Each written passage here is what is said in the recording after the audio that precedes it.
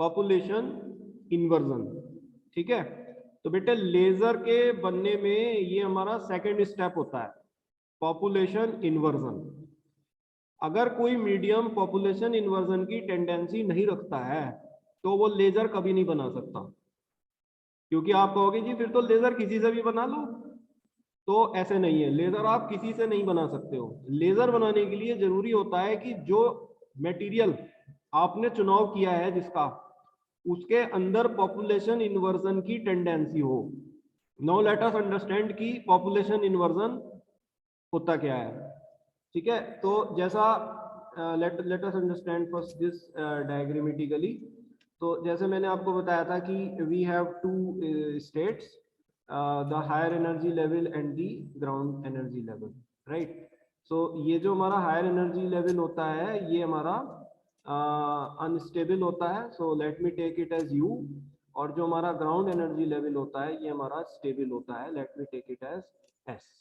ठीक, तो किसी भी फाइनाइट टेम्परेचर पर हमारे सारे के सारे जो एटम्स होते हैं, राइट, वो जो है हमारे ग्राउंड स्टेट में होते हैं, राइट, क्योंकि ground state is stable and higher energy levels are unstable, right. तो अगर मैं एटम्स की पॉपुलेशन को निकालना चाहता हूँ, राइट, तो मेरे को यहाँ पर एटम्स की नंबर की प्रोबेबिलिटी मिलेगी कि कितने एटम जो है इस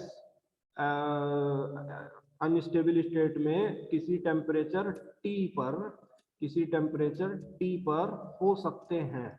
मान लीजिए मैं जो हूँ इसी टेम्परेचर टी पर मैंने 5 एटम जो हैं वो नीचे दिखाए और 2 एटम जो हैं वो अनस्टेबल स्टेट में दिखाए हैं। तो ये 2 एटम एक्चुअल में नहीं है, ये केवल प्रोबेबिलिटी है कि इतने एटम हो सकते हैं। ठीक है, तो मान लीजिए कि ग्राउंड स्टेट में नंबर ऑफ एटम्स जो हैं वो किसी भी टेम्परेचर टी पर वो n1 है।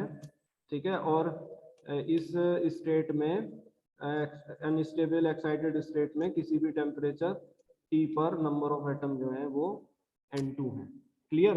तो बेटे हमेशा याद रखिएगा, क्योंकि एज ए स्टूडेंट हम ये सोचते हैं कि ये नंबर ऑफ एटम एक्चुअल में है, ये नंबर ऑफ एटम्स की प्रोबेबिलिटी आती है हायर एनर्जी लेवल्स पर कि इतने एटम हैं ये, लेकिन एक्चुअल में नहीं होते, दिस इज प्रोबेबिलिटी, क्योंकि ये ना Maxwell Boltzmann probability distribution function से मल्टीप्लाई करके आते हैं। ठीक है, वो अभी आगे की बात है, मैं जब आइंस्टीन कोएफिशिएंट पढ़ाऊंगा तो बताऊंगा आपको ये सब बात। ठीक है, तो अगर कोई एनर्जी लेवल इससे ऊपर है, अनस्टेबल होगा वो भी, तो उसमें n3 होंगे। तो n3 भी जो नंबर है वो प्रोबेबिलिटी से आया हुआ है कि इतने एटम उसमें होंगे। तो हम ये देखते हैं कि जब हम हायर एनर्जी लेवल्स की तरफ जाते हैं तो नंबर ऑफ एटम जो है एक्सपोनेंशियली घटते हैं at a constant temperature T. तो एक्चुअल में तो ये सारे के सारे हमारे ग्राउंड स्टेट में ही होते हैं। क्लियर है बात को? तो इस बात को पहले आप समझ लो। नाउ बेटे क्या होगा कि जब हम ग्राउंड स्टेट से इनको अनस्टेबल स्टेट में भेजेंगे तो हमें जो है नेचर के अगेंस्ट जाना होगा, तो लिहाजा हम किसी एक्सटर्नल सोर्स से एनर्जी सप्लाई करेंगे और उसको पंपिंग कहते हैं। अभी आप पीछे वाले टॉपिक में पढ़ के आए हो। ठीक है, तो ये एनर्जी को एब्जॉर्ब करके एक्साइटेड स्टेट में ट्रांजिशन करना शुरू करते हैं एटम्स। ये एनर्जी जो है फोटोन से भी सप्लाई की जा सकती है, फोटोन को एब्जॉर्ब करा के भी की जा सकती है, इलेक्ट्रॉन को कोलाइड करा के भी की जा सकती है, केमिकल रिएक्शन से भी कराई जा सकती है, हीट भी दी जा सकती है, या आइसोथर्मल एक्सपेंशन से भी दी जा सकती है। इन एनी वे से हमने एटम को एक्साइट कराया, ठीक है, और वो अनस्टेबल एक्साइटेड स्टेट में पहुंचने लग गए। ठीक है, धीरे धीरे टाइम के साथ क्या होगा कि एटम्स की पॉपुलेशन ग्राउंड स्टेट में कम होनी शुरू हो जाएगी और एक्साइटेड स्टेट में ज्यादा होनी बढ़नी शुरू हो जाएगी। ठीक है, यहाँ पर एटम्स की पॉपुलेशन बढ़नी शुरू हो जाएगी और यहाँ पर एटम्स की पॉपुलेशन कम होनी शुरू हो जाएगी। तो उससे क्या होगा कि जो रेट ऑफ एब्जॉर्प्शन है, रेट ऑफ एब्जॉर्प्शन समझ रहे हो? रेट ऑफ एब्जॉर्प्शन का मतलब है 1 सेकंड में कितने एटम्स एक्साइट हो रहे हैं, उसी को तो रेट ऑफ एब्जॉर्प्शन कहोगे। कुछ लोग इसे ऐसे भी कहते हैं 1 सेकंड में कितने फोटॉन्स एब्जॉर्ब हो रहे हैं। भाई ये तो तब है ना अगर तुम फोटोन से एक्साइटेशन करा रहे हो, क्या पता तुम इलेक्ट्रॉन से एक्साइटेशन करा रहे हो तो फिर फोटोन शब्द थोड़ी ना लोगे, है ना। तो फोटॉन्स, वैसे ये भी कह सकते हो कि 1 सेकंड में कितने फोटोन एब्जॉर्ब हो रहे हैं, लेकिन क्यों ना हम जेनरिक बात कहें, जेनरिक मतलब ऐसी बात जो हमेशा लागू हो, तो आप ऐसे मानो 1 सेकंड में कितने एटम एक्साइट हो रहे हैं, उसको रेट ऑफ एब्जॉर्प्शन कहेंगे, राइट। और 1 सेकंड में कितने एटम डी एक्साइट हो रहे हैं और वापस ग्राउंड स्टेट में नीचे की तरफ आते हैं, एमिशन हो रहा है, उसको हम रेट ऑफ एमिशन कहेंगे, ठीक है ना। तो एक रेट ऑफ एब्जॉर्प्शन है, एक रेट ऑफ एमिशन है।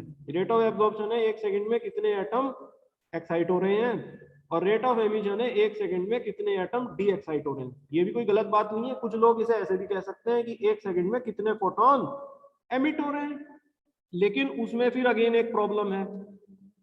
अगर स्पॉन्टेनियस एमिशन है तो एक एटम एक फोटोन को इमिट करेगा, लेकिन अगर स्टिमुलेटेड एमिशन है तो एक एटम 2 फोटोन को इमिट करेगा। तो आप अपनी बात में थोड़ा सा गड़बड़ कर गए ना, क्योंकि फोटोन डबल हो जाएंगे स्टिमुलेटेड एमिशन में।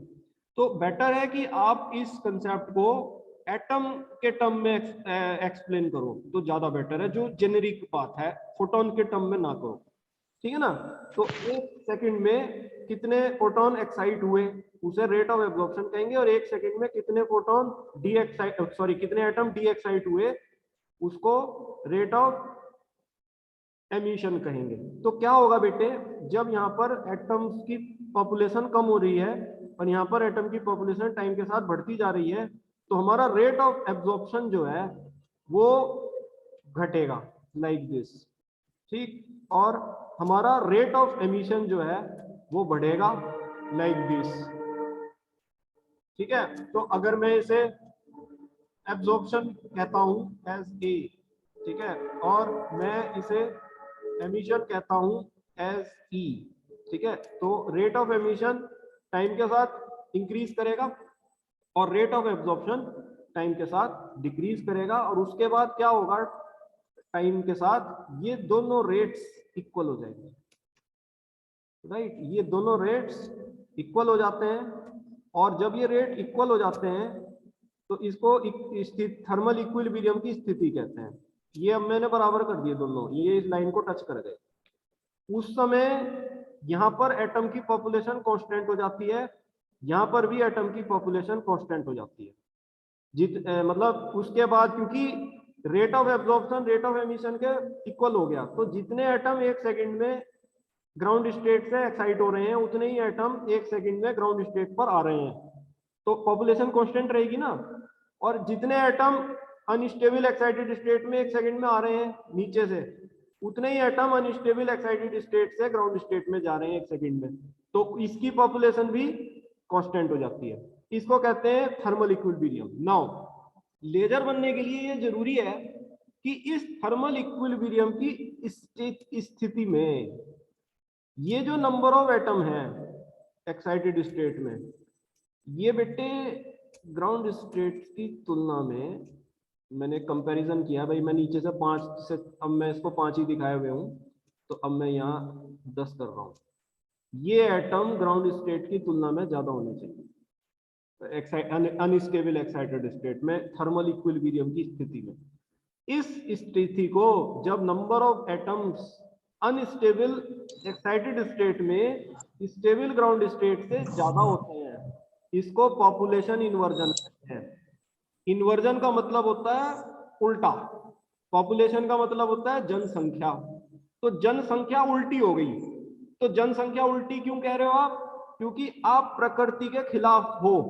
प्रकृति क्या कहती है कि स्टेबल एटम, स्टेबल स्टेट में एटम ज्यादा होते हैं और अनस्टेबल स्टेट में एटम कम होते हैं, ठीक है, ये तो नेचर का नियम है। बट आप देख रहे हो पॉपुलेशन इन्वर्जन में आप उल्टा कर रहे हो, आपके एटम अनस्टेबल स्टेट में ज्यादा हो गए और स्टेबल स्टेट में कम है, समझ रहे हैं। तो नेचर के अगेंस्ट हो, इसलिए नाम पड़ गया इन्वर्जन। इन्वर्जन मतलब उल्टा, जनसंख्या उल्टी हो गई, नॉर्मल कंडीशन से बात आपकी उल्टी हो गई, समझ रहे हैं बात को बेटे। जब ये स्थिति आ रही है कि आपके एटम अनस्टेबल स्टेट में ज्यादा हैं और स्टेबल स्टेट में कम है, तो ऐसा लग रहा है कि मानो तापमान नेगेटिव हो गया हो। नेगेटिव से मतलब मेरा मतलब है 0 केल्विन से भी नीचे चला गया हो। क्या प्रकृति में कभी तापमान 0 केल्विन से नीचे जा सकता है? नहीं जा सकता, क्योंकि तापमान तो हमेशा 0 केल्विन से ऊपर रहेगा। लेकिन पॉपुलेशन इन्वर्जन करते वक्त क्योंकि आपने जनसंख्या उल्टी कर दी है, you are against the nature, your more atom is in the unstable state and less atom is in the stable state, so you are in the state of negative temperature, you are in the state of negative temperature, right? इसलिए population inversion को condition of negative temperature भी कहते हैं। ये हो गई बात आपको clear. This is known as population inversion. अगर कोई पदार्थ थर्मल इक्विलिब्रियम की स्थिति में excess number of atoms unstable, ये जो मेटास्टेबल स्टेट है, इसमें नहीं ले सकता है compare to the ground state, तो लेजर नहीं बनेगा। तो लेजर नहीं बनेगा। तो लेजर केवल ऐसे पदार्थों के लिए बन सकता है जिनकी इस तरह की टेंडेंसी हो, यानी कि किसी भी थर्मल इक्विलिब्रियम की स्थिति में मेटास्टेबल स्टेट पर नंबर ऑफ एटम्स की पॉपुलेशन स्टेबल ग्राउंड स्टेट की तुलना में ज्यादा होती है। तो इस प्रकार के सब्सटेंस लेजर बनाते हैं। क्लियर है बात को? Are you able to understand this thing? ठीक है। तो ये स्टार्टिंग में ये होता है कि हमारा रेट ऑफ एब्जॉर्प्शन घटता है, रेट ऑफ एमिशन बढ़ता है, क्योंकि हमारे number of atom stable state में कम हो जाएंगे और हमारे number of atom unstable excited state में धीरे धीरे टाइम के साथ ज्यादा हो जाएंगे। ये घट के और ये बढ़कर एक स्थिति ऐसी आती है कि ये इक्वल हो जाते हैं रेट्स, और उस समय के बाद जो भी पॉपुलेशन होती है उसको हम कांस्टेंट मानते हैं। इसको इक्वेशन, इसको थर्मल इक्विलिब्रियम की स्थिति कहते हैं। इस स्थिति में ये देखा जाता है कि अनस्टेबल स्टेट पर नंबर ऑफ, मेटास्टेबल स्टेट पर नंबर ऑफ एटम्स की population ground stable ground state से ज्यादा होती है, जिसको पॉपुलेशन इन्वर्जन कहते हैं। इसको इन्वर्जन इसलिए कहा है क्योंकि हम इसमें नेचर के अगेंस्ट जा रहे हैं, क्योंकि नेचर तो नीचे ज्यादा और ऊपर कम कहती है, यहाँ पे ऊपर ज्यादा नीचे कम है। ये तब हो सकता है जब टेम्परेचर नेगेटिव हो जाए, जो एक्चुअल में नहीं हुआ है, लेकिन आपने ऐसी स्थिति अटेन कर ली है जिसे कंडीशन ऑफ नेगेटिव टेम्परेचर कहते हैं। पॉजिटिव टेम्परेचर तो ये कहता है कि most of the atom, all the atoms are in the ground stable ground state and the number of atoms in the higher energy state exponentially decreases at a constant temperature T which is positive. यही तो normal condition की बात है। लेकिन population inversion में आप ये देख रहे हैं कि number of atoms in the higher energy states are exponentially increasing. ठीक है। So if they are increasing exponentially, so it is only possible if the temperature becomes negative, यानी 0 केल्विन से भी आप नीचे चले गए, जो प्रकृति में नहीं है, बट पॉपुलेशन इन्वर्जन के लिए ऐसा हो रहा है ना, तो इसलिए इसको कंडीशन ऑफ नेगेटिव टेम्परेचर कहते हैं। This is the point. Clear? So now you can note this definition. When excess number of atoms are present in unstable higher excited state compared to stable ground state is called as population inversion. In achieving population inversion, we are moving against nature. So to excite atoms, we have to supply external energy, which is pumping. Pumping से population inversion होता है, समझ रहे हैं? तो ये laser का step number 2 है। Population inversion is a condition of negative temperature and population inversion is essential to achieve laser action. So these are the number of atoms in energy level E2 which is N2. These are number of atoms in energy level E1 ground state which is N1. इनका जो ratio होता है वो E की power hν upon kT होगा, E की power E2 minus E1 upon kT होगा। ये हम देखेंगे मैक्सवेल बोल्ट्जमैन डिस्ट्रीब्यूशन लॉ से आया है, जो हम कह रहे हैं ना कि एटम ऊपर की तरफ एक्सपोनेंशियली घटते हैं नॉर्मल कंडीशन में, लेकिन पॉपुलेशन इन्वर्जन में एटम ऊपर की तरफ एक्सपोनेंशियली बढ़ते हैं। तो ये तब होता है जब ये टेम्परेचर नेगेटिव हो गया हो, जब ये टेम्परेचर नेगेटिव हो गया हो। तो this is known as condition of negative temperature. तो अगर बेटे कोई पदार्थ पॉपुलेशन इन्वर्जन नहीं दिखा सकता है तो लेजर नहीं बनेगा। तो ये कुछ खास पदार्थ होते हैं जो पॉपुलेशन इन्वर्जन की टेंडेंसी रखते हैं। क्लियर है बात को? Are you able to understand? ठीक है। तो ये, और एक बात को और ध्यान रखना कि जैसे जैसे ये एमिशन बढ़ेगा और ये एब्जॉर्प्शन घटेगा ना, तो शुरू में क्या होता है, जब ये एमिशन बढ़ रहा होता है तो स्पॉन्टेनियस एमिशन स्टिमुलेटेड एमिशन से ज्यादा होता है, डोमिनेट करता है। बट जैसे जैसे ये और बढ़ता है तो स्टिमुलेटेड एमिशन स्पॉन्टेनियस एमिशन से प्रोपोर्शन में ज्यादा होकर उसको इस स्थिति तक ओवरटेक कर लेता है। तो स्टिमुलेटेड एमिशन पीछे से निकलता है और स्पॉन्टेनियस एमिशन से आगे बढ़ जाता है। फिर इस प्रकार से लेजर लाइट में स्टिमुलेटेड एमिशन डोमिनेटेड होता है, स्पॉन्टेनियस एमिशन भी होता है, थोड़ा प्रोपोर्शन में कम होता है। मान लीजिए 90% स्टिमुलेटेड एमिशन है तो 10% स्पॉन्टेनियस एमिशन भी होता है उस लाइट के अंदर जो लेजर लाइट होती है। और इसीलिए परफेक्ट मोनोक्रोमेटिक तो लेजर भी नहीं होता है। दुनिया में, संसार में परफेक्ट मोनोक्रोमेटिक नाम की कोई चीज नहीं होती। इवन लेजर भी परफेक्ट मोनोक्रोमेटिक नहीं है। ये इसी बात से मैं बता रहा हूं, क्योंकि वो जो इनकोरेंट लाइट है ना, स्पॉन्टेनियस एमिशन वाली, वो इस कोरेंट लाइट में मिक्स होती है। क्लियर हो गई बात? तो आज के हमारे दोनों टॉपिक्स कंप्लीट हो गए। ठीक है, पॉपुलेशन इन्वर्जन कंप्लीट हो गया, पंपिंग कंप्लीट हो गई। पंपिंग एक टेक्निक होती है एटम को एक्साइट कराने की। ठीक है, this can be of different types. Population inversion का मतलब होता है इक्विलिब्रियम की स्थिति में excess number of atoms excited state में होना compare to the ground state. और बेटा जब इक्विलिब्रियम बन जाता है तो पॉपुलेशन कांस्टेंट हो जाती है। तो लेजर बनाते हुए हम इस बात का हमेशा ध्यान रखते हैं कि हमारे number of atom excited state में ज्यादा होने चाहिए compare to the ground state. अगर ऐसी टेंडेंसी कोई मटेरियल नहीं रखता है तो लेजर नहीं बनेगा।